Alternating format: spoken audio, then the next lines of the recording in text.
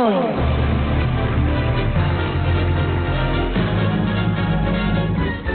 En el sonido y la furia te presentamos el libro de la semana.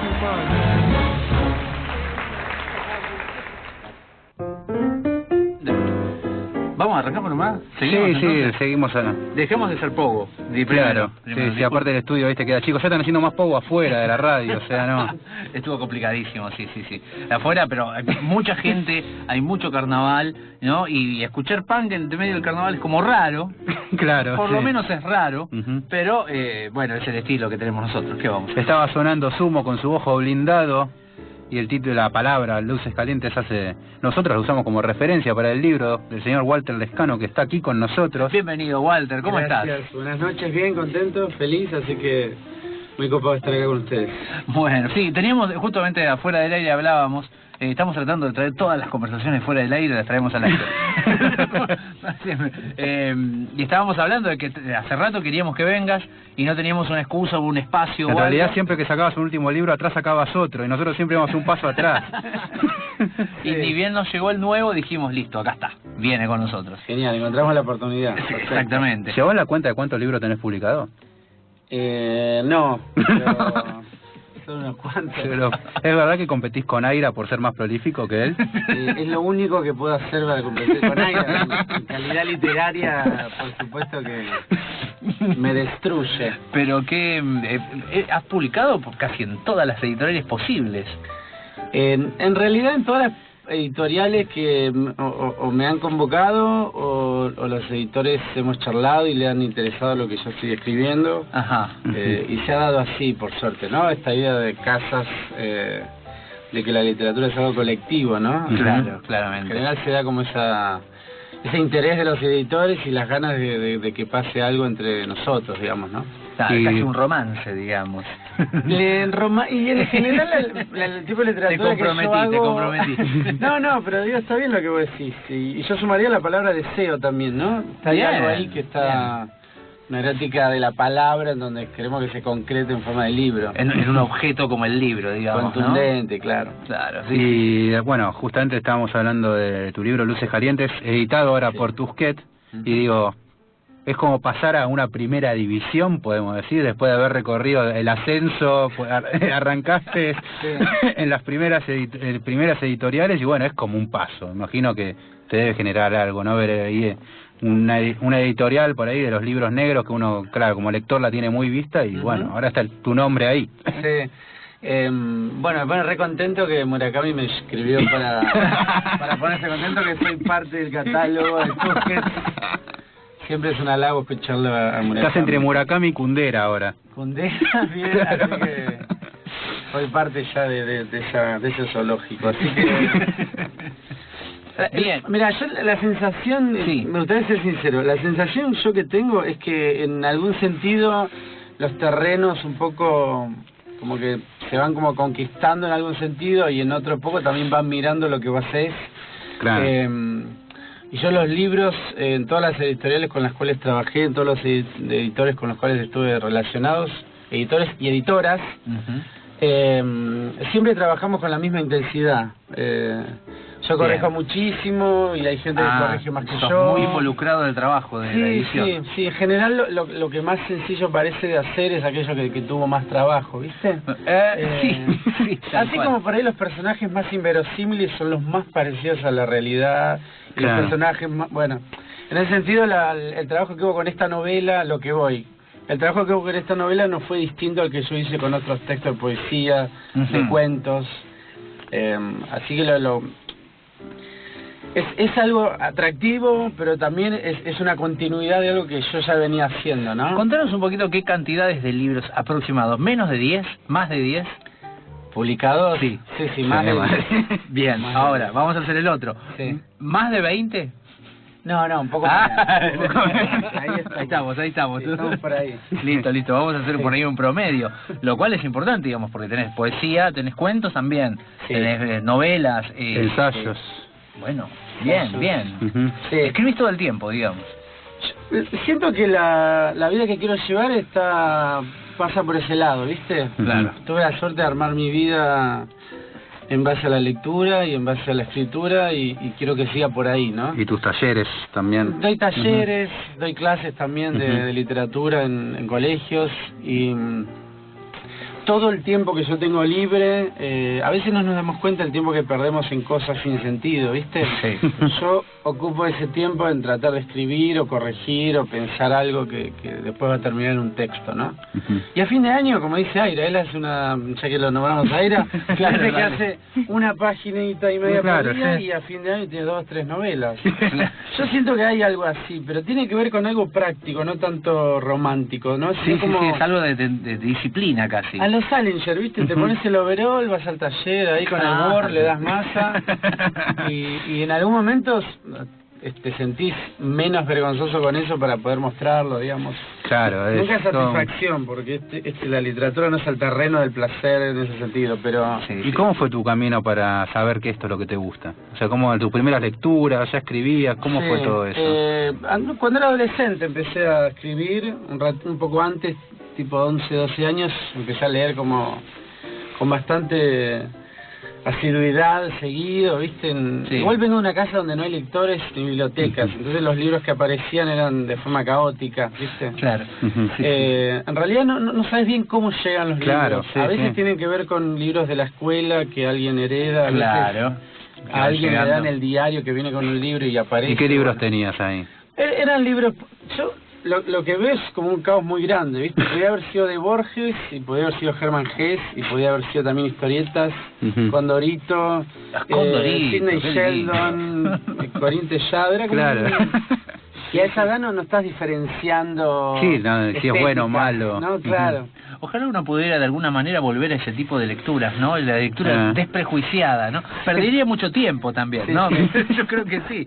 Pero bueno, me contabas y me haces acordar un poquito de mis cosas también. A mí me llega a partir de los cómics, porque mi hermano dibujaba. Sí. Mi hermano más grande dibujaba, entonces él le gustaban los dibujos de los cómics y yo miraba las historias de los cómics. Sí. Entonces desde Claro. ahí Ujú. todo se empieza como a derivar, ¿no? Y un primo que tiene un libro y un hermano que, ¿no? Y algún tío que le encontraste algo que te llamó la atención y se lo afanaste. Está bueno eso, sí, sí. Un poco con los gustos musicales también pasa, ¿no? Es muy Claramente, parecido a... claramente. Hay alguien ahí que empieza a ser el origen de la red, Sí, esa sí. cosa rizomática que va llevando un montón de cosas, ¿no?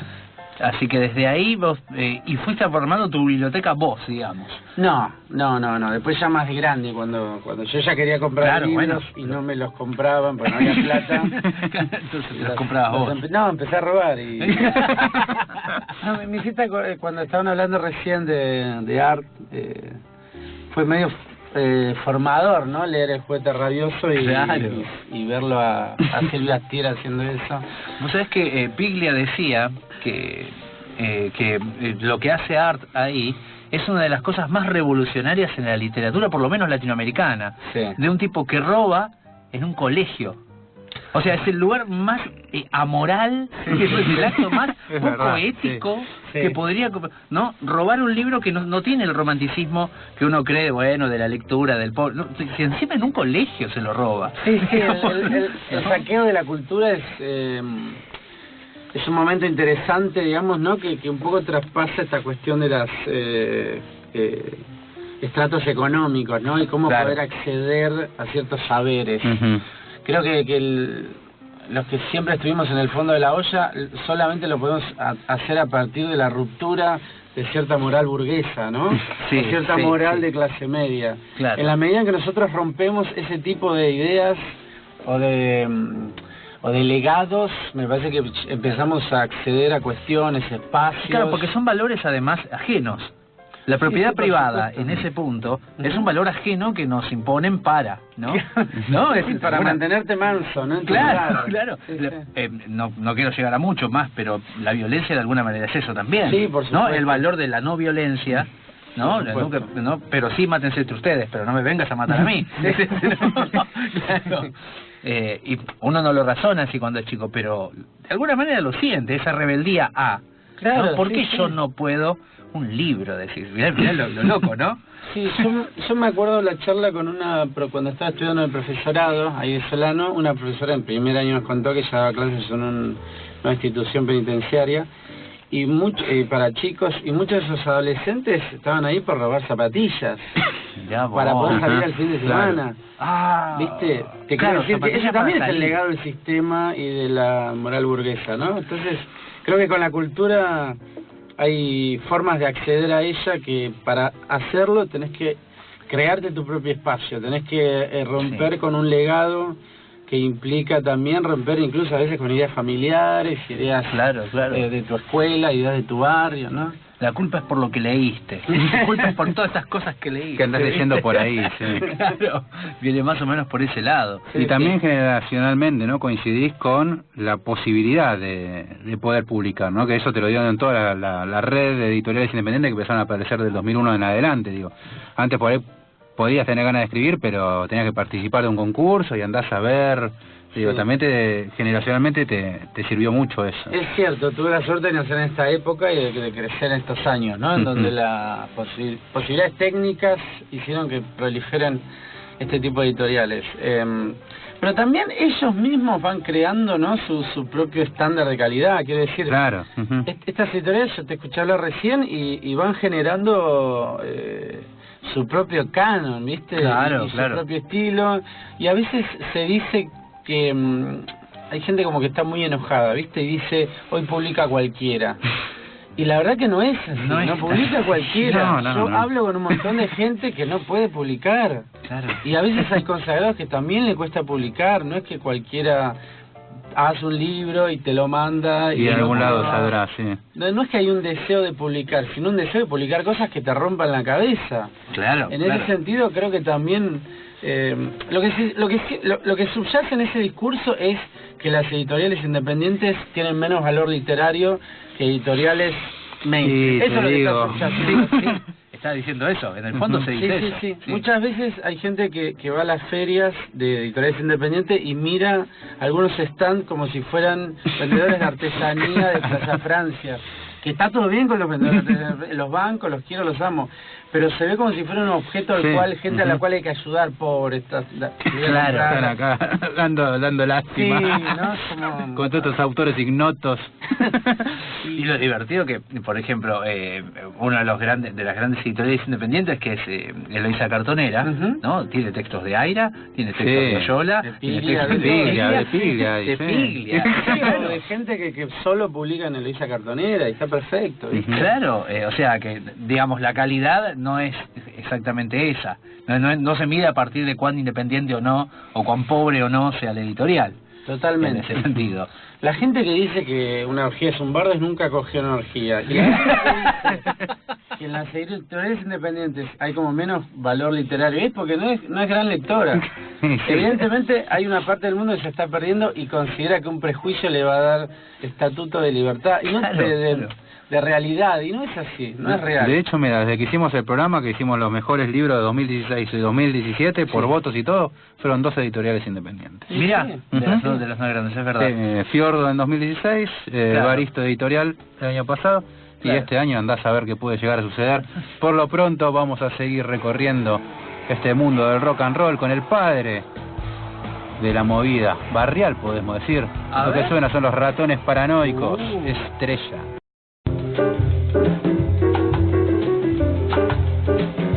Para comunicarte con nosotros podés hacerlo a través de nuestro facebook.com/El Sonido y la Furia, a nuestro Twitter @Furia y Sonido, o a nuestro teléfono 4861-8928.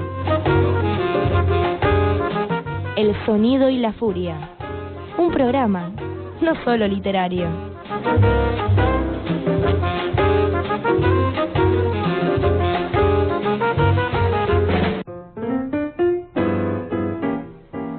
Seguimos acá en El Sonido y la Furia, luego de esta hermosa tanda que tenemos, Y con esas propagandas que a mí me encantan. La artística de acá de la tribu me parece que son gloriosas, ¿no? Nosotros tratamos de hacer un poco de ruido también, pero bueno, hacemos lo que podemos, digamos, con nuestras artísticas. Pero bueno, y les decimos en nuestro WhatsApp para poder comunicarse y ganarse las entradas.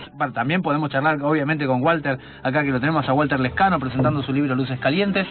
Pueden mandarnos mensajes al 1167103758, 1167103758, para poder decirnos, mandarnos fotos y decirnos por qué ustedes merecen ir a la avant premier de Necronomicon, el libro del infierno, película argentina protagonizada por Diego Vázquez. Mientras Sarasa nos mira desde el cubículo.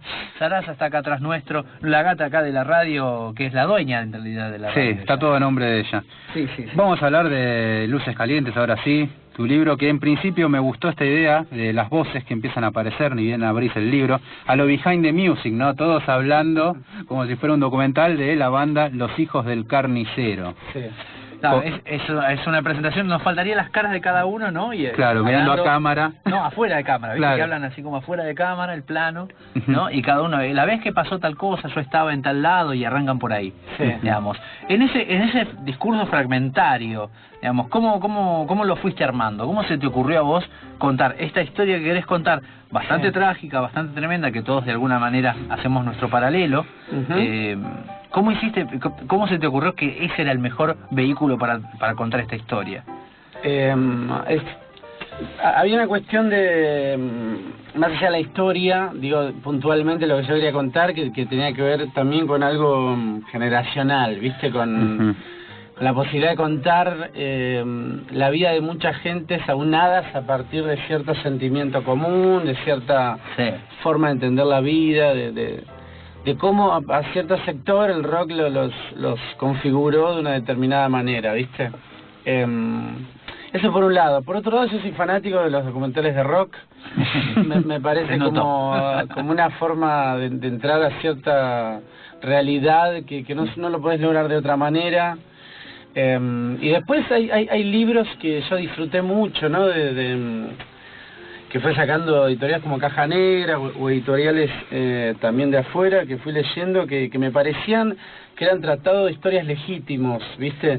Sí. A veces el libro sobre rock se pone como en una zona un poco más periodística, como si fuese algo menor en algún punto, ¿no?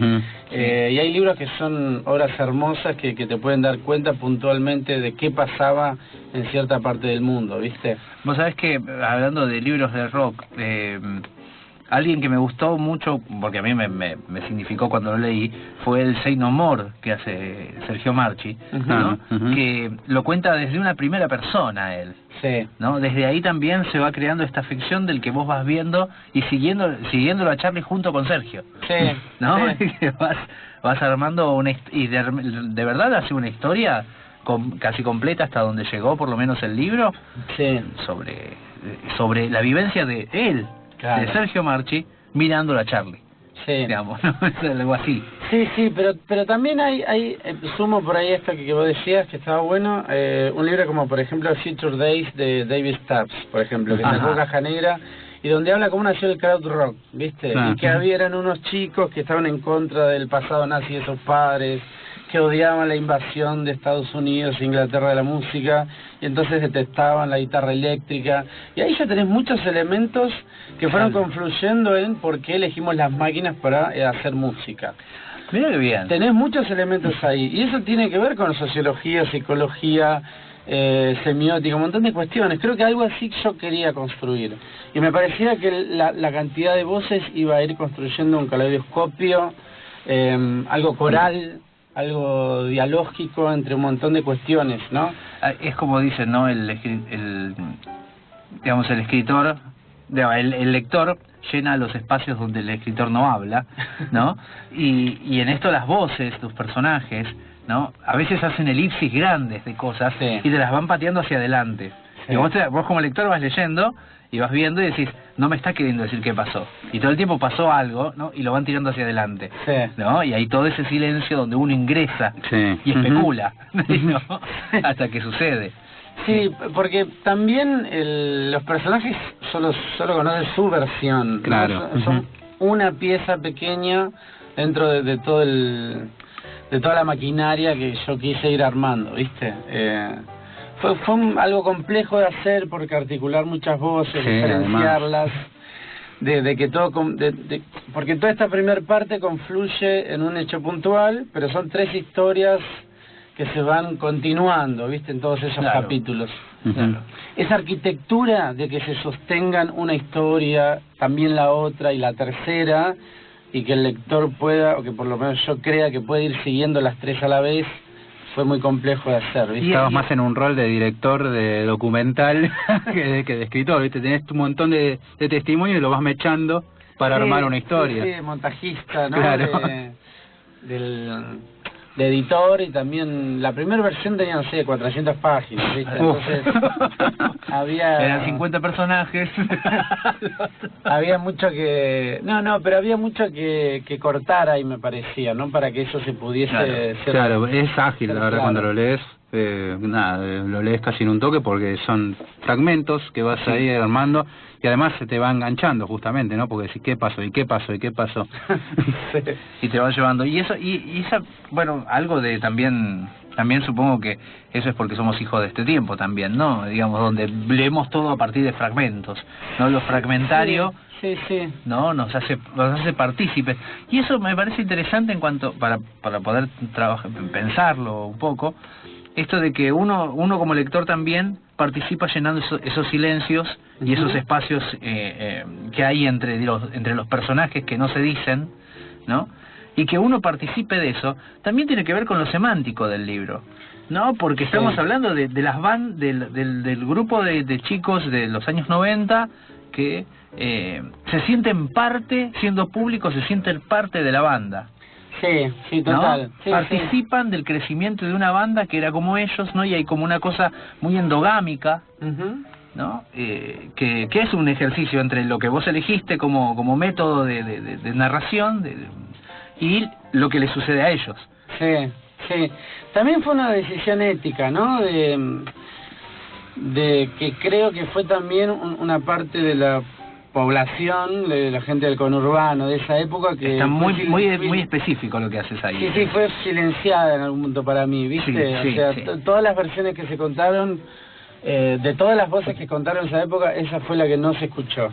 Entonces me pareció interesante también darles una voz, si bien es una construcción literaria, que aparezca de alguna forma esa voz que tenga encarnadura, ¿no? Toda la gente que murió en la tragedia de la cual estamos hablando en Cromañón quedó como un número, quedó como una especie de hecho trágico en la historia de este país. Y cada una de esas personas que fue ahí fue buscando la felicidad, la alegría.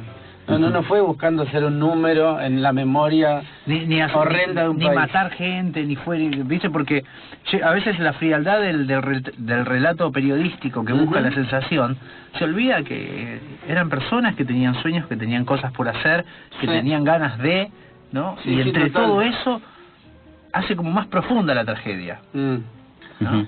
Sí, yo quería un poco correr ese velo, ¿no? Que mostrar, viste, cuestiones comunes, cuestiones de cómo llevar la vida, de cómo transitarla, de cómo seguir tus sueños, viste, porque hay gente con sueños, ¿no? También. Y bueno, yo arranqué el programa hoy leyendo una frase de Spinetta que se refería a lo que había sido Cromañón, y hay un problema que lo planteas también en tu novela, que es ¿qué hace una banda que no se preparó nunca para un éxito masivo y de golpe tenés a 1000 pibes que te están exigiendo ir por más y que empiezan a llevar bengalas y que la misma banda dice pero yo no las puedo enfrentar porque yo soy parte de ellos, y ese conflicto, ¿no? De que en realidad ¿quién está preparado para manejar 1000 personas, ¿no? O sea, ¿quién puede estar preparado para ser semejante líder? Claro, además por las razones que estás elegido, ¿cómo? ¿No? Sí, hay una cuestión ahí también económica y que tiene que ver con que roza por ahí la inconsciencia que te da el éxito, la impunidad, la no perspectiva también, y a la vez las pocas ganas que tienen ciertos artistas de hacerse cargo de lo que convocan, ¿no? Y no solamente hablo de gente, sino de las expectativas, las esperanzas, hay gente que tiene vidas horrendas y deposita en un artista muchas cosas. No digo que el artista se tenga que hacer cargo, pero digo que habría que cuestionar qué pasa ahí también, ¿no? Sí. ¿Qué es lo que quiere hacer ese artista con eso también? Digamos, ¿es consciente de lo que pasa? Sí, La otra vez hablábamos con nosotros charlamos mucho, como era Matías, y yo decía que una de las canciones, no sé si la programamos al final. No sé cuál decís. Juguetes Perdidos. No. Juguetes Perdidos de Los Redondos, para mí es una crítica al público de Los Redondos. Sí. Tiene un palo muy fuerte, muy importante, porque es donde Los Redondos no sabían qué hacer con esa gente. Que lo seguían, no sé qué hacer con ustedes, me dan miedo. Sí. No era como decirle, loco, ustedes me dan miedo, estamos en un quilombo, no estamos pudiendo manejar. Es casi una cagada pedo que les hace con esa canción. Sí, pero también hay algo que me parece medio innegable también, que ellos, el indio por lo menos se quedó con esa parte, digamos, ¿no? También con esas expectativas, digamos, las supo encauzar para que su carrera pueda continuar, ¿no? Pero de todas formas creo que el rock barrial o ese tipo de rock suburbano o rock chabono, como quieran llamarlo, estaba como por el costado de Los Redondos, ¿no? O por lo menos ese rock que no curtió tanto Los Redondos, sino como que compró, no sé, la mosca y la sopa para adelante. Y que yo creo que yo siento esto, por ejemplo, viste que de esa generación se contaba que compraban discos importados. Me acuerdo un momento que un rockero dijo, ¿quién no tiene una azafata conocida que traía los discos afuera? Y no, en mi barrio nadie tenía una azafata conocida. Entonces siento que cierta parte del rock chabón o el rock barrial se educó con discotecas muy pobres también. No es que todos escuchaban a Velvet Underground y decían, bueno, en realidad me gusta más Vandergraaf Generator, por eso pongo un saxo. No, o sea, hay una cuestión de también de precariedad en cuanto al acceso a que vos tenés a determinados sonidos. Era un plato muy magro lo que había ahí para poder de dónde sacar los sonidos que vos querés para tu banda también. Todo eso también se traduce en la relación que hay con el público, y que tu público también está con cierta limitación en cuanto a lo que puede acceder de temas. Entonces todo eso es un caldo muy espeso. Es un caldo muy espeso. Con algo que en la lectura común con Mati tuvimos de tu libro, estamos acá con Walter Lescano, volvemos a recordar, porque pasamos un montón de tiempo hablando, a veces la gente se engancha sobre la marcha, ¿no? Estamos presentando Luces Calientes, un libro editado por Editorial Tusquets, ahora hace un poquito, 2 semanas, 3. En la trama, en las cosas que se van contando, en algún momento dicen, bueno, pero yo recuerdo la letra de la canción que decía tal cosa. Es horrible la letra. Y es buenísimo que hayas logrado, como escritor, traducir digamos, porque no, una cosa, no es que es fácil escribir una genialidad, sino que algo que parece bueno, uno más o menos lo puede hacer si leyó muchas cosas buenas. Son como los poemas de Daneri. Pero poder reflejar lo malo y que sea creíble que era malo, ¿no? No es que es malo a propósito y que te estás haciendo una ironía, no, estás sacando una letra de rock, es así, y la tiraste ahí, es muy bueno que sea así, y vos te das cuenta y dices, es feísimo lo que quería. pero a ellos les representa, ¿no? Algo de los que me llamaba mucho la atención también fue la historia del boliche. Porque obviamente vos haces otro tipo de paralelo, en otro contexto, con otra gente que soñaba con poner un bar. ¿No? Era gente que sueña y lo ves tan inocente a todo, ¿no? Y con esa... Es que claro, esa es la mezcla humana, porque podés ser inocente, no quiere decir que seas responsable, y a la vez podés ser las dos cosas. Sí, ¿no? Total. A mí me interesaba también ver, poner en contexto cierto nivel de posibilidad de cómo gente con pocos recursos puede llevar adelante lo que quiere también, ¿no? Eso me pareció interesante. Cuando le roban la batería al pastor. Bueno, ese tipo de cuestiones, viste, que la realidad te presenta una cara. Bueno, vos qué vas a hacer para llevar adelante lo tuyo, digamos. ¿Le vas a dar bola al discurso social o no? ¿O vas a tratar de romper algún tipo de... ¿Le vas a hacer trampas a la Matrix o no? Esas son las decisiones que tomamos a veces, ¿no? De cómo llevar adelante nuestra vida. Y me parece que estos chicos están A mí me interesa mucho también un sector de la sociedad, que es el intermedio entre la ilegalidad, la pobreza y este discurso heredado de la clase media, de confiar en el estudio, de confiar en el trabajo, de tener esperanza, de darle un poquito de bola a la iglesia, pero un poquito de bola a la policía. Entonces, estás entre dos infiernos, literalmente. No es que estás entre el cielo y el infierno, estás como te sentís aprisionado. Creo que como nunca lo vimos, digo, la gente del conurbano, la gente que estamos en el fondo de la olla, nunca nos sentimos tan expuestos a esos dos discursos entre el periodo del 2001 y el 2004. Claro. En el 2001 la sociedad nos mostró, y sobre todo la clase política, qué pensaba de nosotros los pobres. Nos dijo claramente qué pensamos. Yo y un montón de gente estamos saliendo de la secundaria, estamos terminando. Es como que salís afuera y de golpe el país está estallando. Claro. Evidentemente no había futuro para nosotros. Evidentemente no había futuro para nosotros. Atravesamos el 2002, 2003 y después de golpe otra vez la sociedad nos marca qué lugar tiene para nosotros. Es decir, un espacio sin cuidado, sin ningún tipo de respaldo institucional, respaldo estatal, control institucional.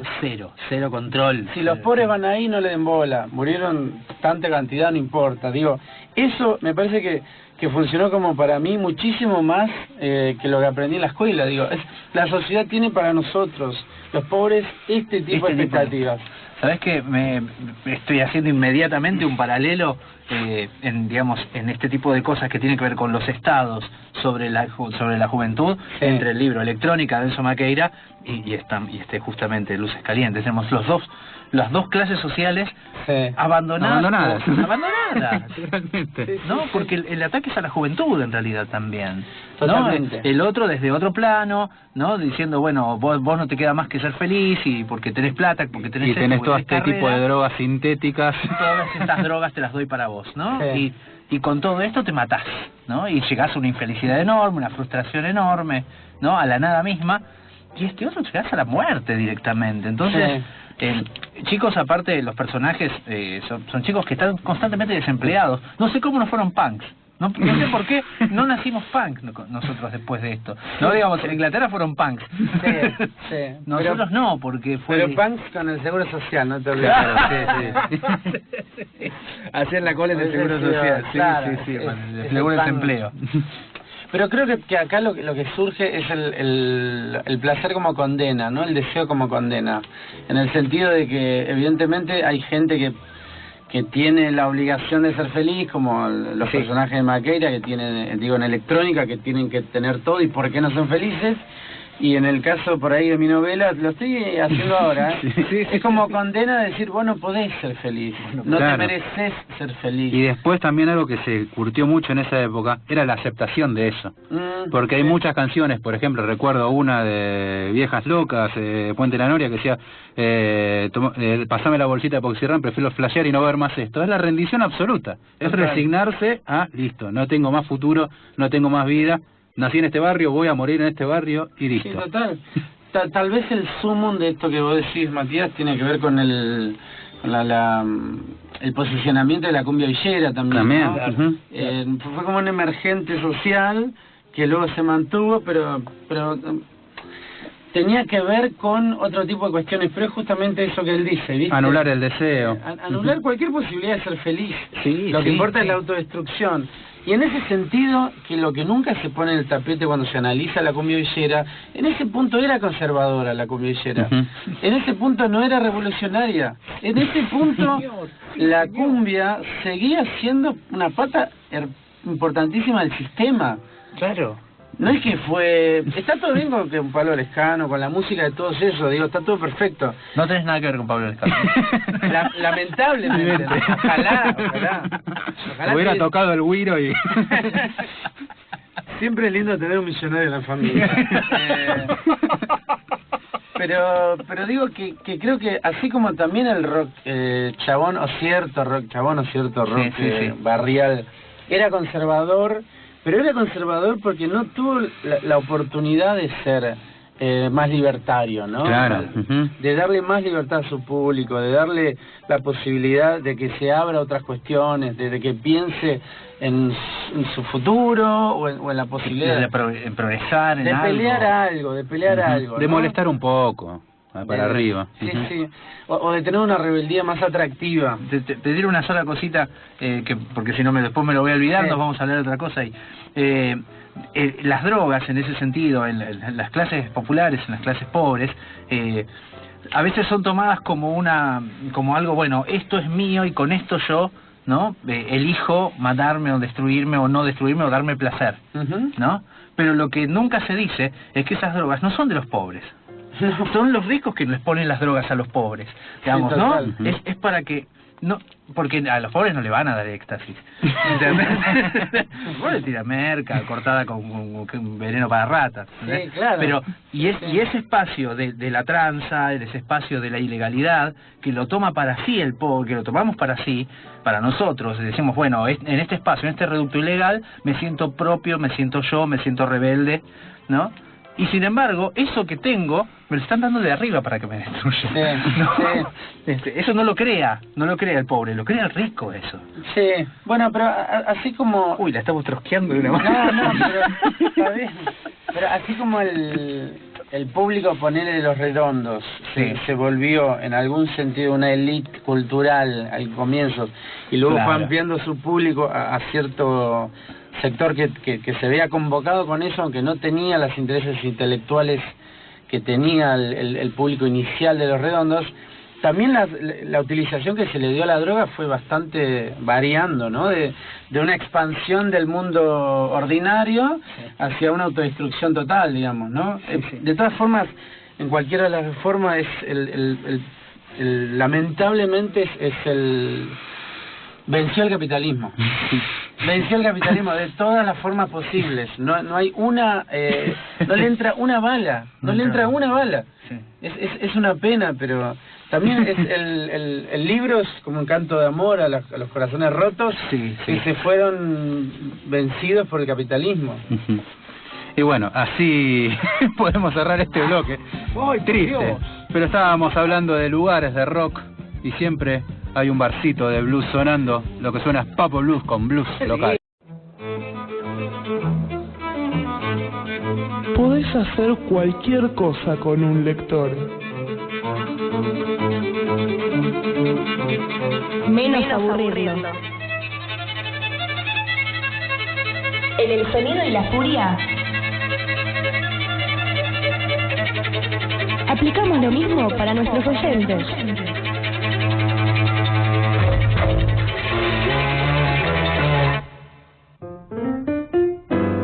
Estamos esta noche con Walter Lescano con su libro Luces Calientes, editado por Tusquets, y quiero que sepan que por escuchar FM La Tribu tienen una ventaja, que es aquí en Pringles 486, donde se encuentra la librería Rodríguez Almagro. Ustedes pueden ir ahí, pueden seleccionar el libro de Walter, pueden seleccionar otros más que quieran, los suman todos, van a la caja y lo único que tienen que decir es FM La Tribu, y automáticamente ligan un descuento que no es nada menor en estos tiempos que corren. Walter, veníamos hablando un poco de capitalismo, de rock, y me había quedado pensando también en que esa idea de que los lugares donde suena rock tienen que ser lugares horribles, y en realidad hay un empresario que te está ahorrando guita en productos de limpieza, básicamente. No es que toda esa costumbre, ¿no?, que se vive, ¿no?, de que tiene que ser horrible. El baño no se tiene ni que poder entrar porque si no, no es rockero. Hay una relación entre lo incómodo, lo molesto, lo maloliente, que tiene que ver con lo precario con el rock. Yo no sé de dónde viene ese tipo de cuestiones, pero es cierto lo que vos decís, ¿no? Se plantea una necesidad de lo que rompa por ahí con cierta normativa para que sea rock, ¿no? Obviamente la inconsciencia puede llegar a ser vista como algo rockero en algunos sectores. Yo creo que no, pero es cierto lo que planteas. Y bueno, también estábamos hablando de que no hubo novelas, por lo menos así que tengamos presentes, de la historia del rock reciente, Y bueno, es una buena noticia que aparezca tu novela, sobre todo porque conversábamos, ¿no? El jazz tuvo novelas muy buenas, no sé, bueno, electrónica que estábamos mencionando, Cucurto con la cumbia, pero como que el rock estaba vacante. Sí. Quizás porque de Cromañón para acá hubo como un temor también a tocar ese tema. También decíamos por ahí, bueno, Pandolfelli sí ha tocado cosas que tengan que ver con el rock, pero por ahí él lo hace también desde más de la sátira. Desde el lugar de la pertenencia, desde lo político, ¿no? Desde otro lado. Lo tuyo es muy ligado a lo territorial, ¿no? Territorial desde lo geográfico, vamos a decirlo, y desde ese lado planteás y despegás a los personajes que son los que nos decías que te interesan.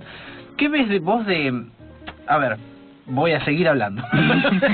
No, pero porque creo que hay algo clave, que era lo que por ahí también siempre discuto yo con esto, que tiene que ver con la identificación.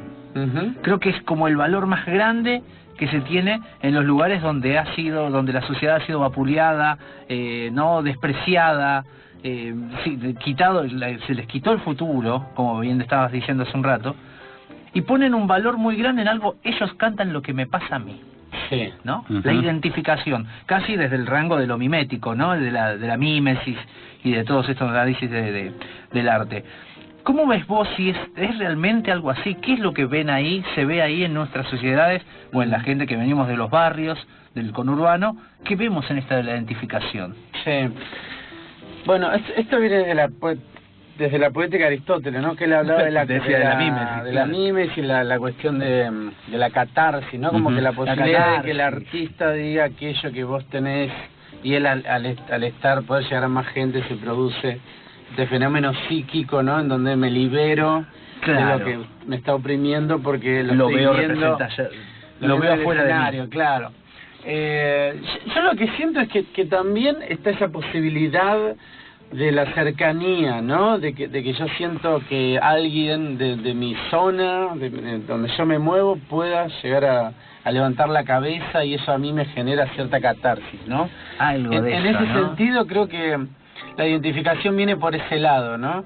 Y después también, a partir de eso, han surgido un montón de eslogans nefastos, como no hay que olvidarse del barro, que por ella venía del tango, que tenés que acordarte de dónde venís, y como que parece que tenés una obligación absoluta a tratar de reproducir eternamente aquello que le gustó a tus conocidos, a tus amigos y a tus primeros 5.000 fans, ¿no? Claro. Como hay una necesidad ahí, parece, de generar cierta prisión en el artista, ¿no? Siempre me acuerdo... Es en la gente misma también, ¿eh? ¿Cómo? Es en la gente misma en sí, digamos, no porque los artistas no sean gente, digamos, pero digo, ¿no? En cualquiera que viene del... pero yo soy de tal barrio, ¿no? Sí, ¿no? El aguante. Sí, pareciera que si viste en Palermo como que no tenés aguante, ¿no? Como claro, hay algo ahí que... Pasaba justamente, estoy pensando cuando se cantaban el famoso canto que más de una vez lo han interrumpido, me acuerdo Moyo alguna vez cuando cantaban que se muera Cerati, claro, o esas cosas, vos decís, y pero en realidad Cerati no era cadeta, él nunca dijo que era de barrio, o sea, Cerati no decía que tomaba una birra en la esquina, no, todo lo contrario. Claro. Sí, total. Pero también creo que este tipo de rock empezó a producir identificación, pero también pertenencia, porque nadie le estaba dando a esta gente ningún tipo de lugar en ningún lado. Sí. Ahí está. Entonces, lo que se vio a nivel fenómeno, incluso he leído tesis que se han presentado en facultades y qué sé yo, donde los chicos habían encontrado solamente en ciertas bandas un lugar para que ellos puedan ejercer su libertad, ¿no? Armarse sus grupos, entonces ya se sentían partes de la banda, del grupo que seguía la banda. Claro. Entonces eso era lo más, no encontraban zona en su casa, no encontraban zona en el colegio, no encontraban zona en el barrio, solamente con sus amigos siguiendo la banda. Eso hizo que ellos tuvieran un anclaje en la vida real. Entonces, ese tipo de cuestiones también era un vínculo importante, ¿no?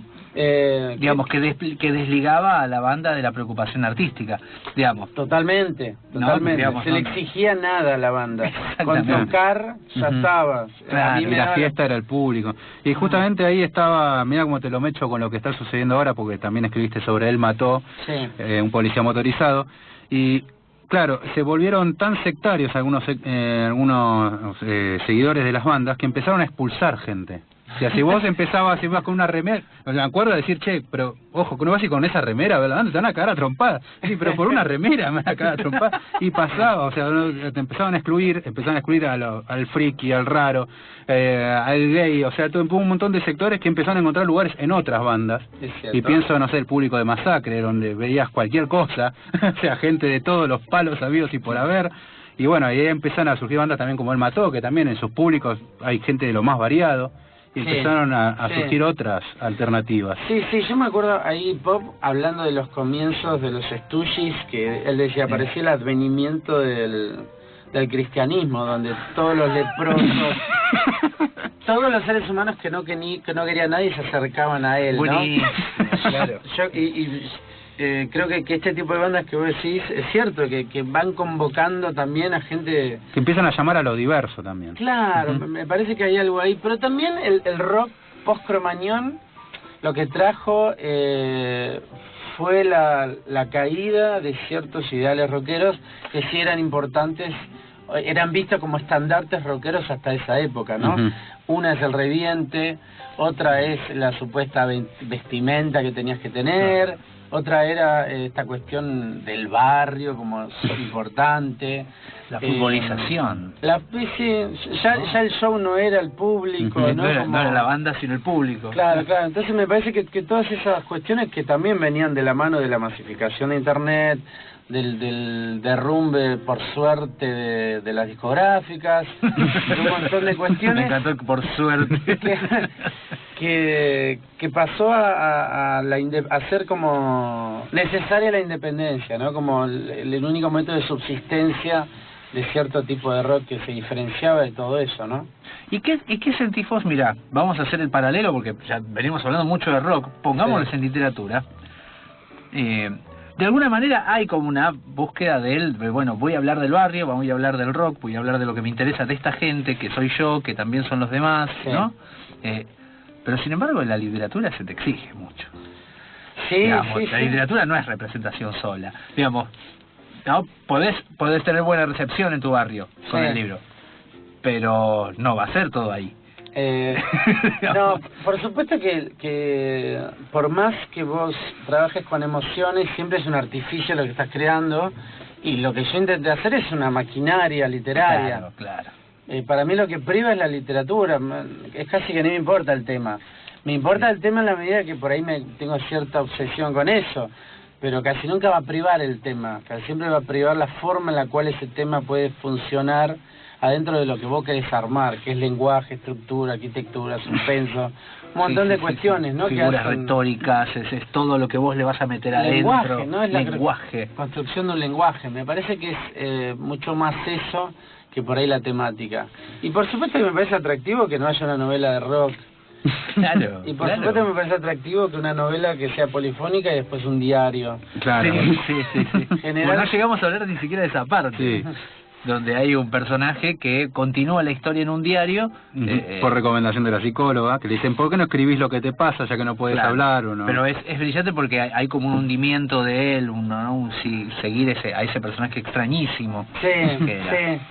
Y tampoco había en la literatura reciente, por lo menos cosas que yo leía, la presencia de la pornografía, ¿no? También eso me parecía como atractivo, porque mi tesis es que el rock como figura rebelde dentro de las familias murió ahí a fines del, no sé, en los 2000, comienzo del 2000, 2002, 2003, si querés. Sí. Es decir, era algo Segunda tan mitad familiar que a nadie, creo que desde Fito Páez, con el triunfo de Fito Páez, ya cualquiera quería un rockero en la familia. Fito Páez en Vélez. Mirá si le va bien. Pero ¿qué pasó? Esa figura chocante dentro de la familia, que antes estaba representada en la ropa, pelo largo, dormir tarde, jadear, bueno, fue ocupada por la pornografía, la irrupción de la pornografía. Es decir, cualquiera quiere un rockero en la familia, nadie quiere un pornógrafo en la familia. Y me parece que es una figura compleja, una figura incómoda, una figura molesta. Incómoda, por supuesto. Principalmente incómoda. O sea, si vos vas a una cena de etiquetas, no sé, de topper, de campera de cuero... Quedás canchero. Súper cool. Sos de Ilia Kuriaki. Sí. Ahora si vos vas con tu novia, que todos saben que es una estrella porno... Claro. ¿Viste? Como que... Uy, no, se empieza... Qué difícil hacerse el boludo, ¿no? Creo que esa es un poco la teoría. Ahora también la pornografía está súper fagocitada por el sistema, pero en ese momento todavía seguía siendo algo... Creo, te lo digo así, vos podés hablar con cualquiera que hablas pornografía, con cualquier amiga, con cualquier compañero de laburo, todo el mundo. Es decir, en esa época era vergonzoso. No, se agotaron todas las técnicas para hacer funcionar el codificador. Sí, no, era algo que no, sí, por supuesto. A mí me aparte, que tenía que ver con el plano de lo íntimo. Mega íntimo. Claro, de lo mega íntimo. Mega íntimo. Creo que quería tematizar eso también, me interesaba la posibilidad de que eso se convierta en material literario, ¿viste? Y hacer algo con eso. Claro, está muy bien. Entonces tenemos, pero tenemos de todo en esta novela. Y eso que no es tan largo. Menos mal que no publicaste las 400 páginas, porque si no te tenemos que hacer venir el domingo que viene. Claro. Bueno, hemos tenido una charla enormísima, desde el rock, pasamos por, sociología, realidad argentina, idiosincrasia argentina, total, ¿no? Esta cuestión también... Cuestión de clase. Para mí es recontrapunible esta idea de, la argentinidad, qué linda la argentinidad. Bueno, no, la verdad que no, viejo. La verdad que no. Hay argentinadas que no tanto. No, toda personalidad es una cárcel, ¿viste?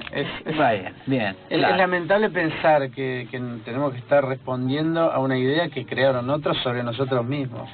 Sí, totalmente, en ese sentido. Y bueno, charlamos rock. ¿Será la novela del rock? No nos animamos a decirlo. Hay que darle... Yo no me animo a decirlo todavía. Habrá que verlo en 5 años, 10 a veces. 5 Esperemos años. Que no tanto, pero bueno. La novela del ¿Viste rock cómo argentino? Funciona esto, no? Claro. La literatura tiene plazos siempre muy largos. Es un concierto largo. ¿Alguien le pondrá a su banda el nombre de la banda de que está en el libro? Es buena. Mientras tanto, le recordamos a los oyentes que en el 1167103758 todavía tienen 2 entradas para que pueden ser de ustedes para ir a ver mañana Necronomicon en la Band Premier en el Multiplex de Belgrano, 8:30 de la noche, todavía están a tiempo. Así que salida de lunes. Sí. Mientras tanto, alguien también se acordaba de Cromañón y eran los Guasones con su canción Todavía.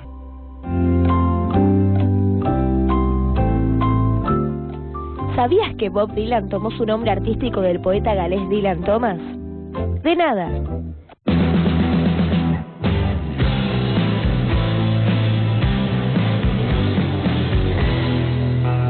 El sonido y la furia, llenándote de datos al pedo.